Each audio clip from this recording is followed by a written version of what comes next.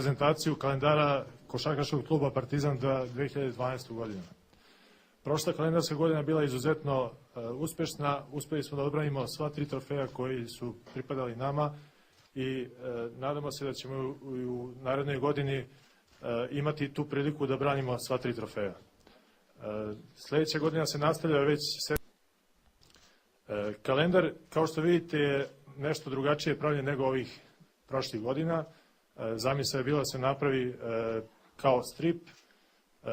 Crteže je radio Vujadin Radovanović, štamparija Destefiko sa Dejanom Markovićem je naš dugogodišnji partner koji je odštampala kalendare.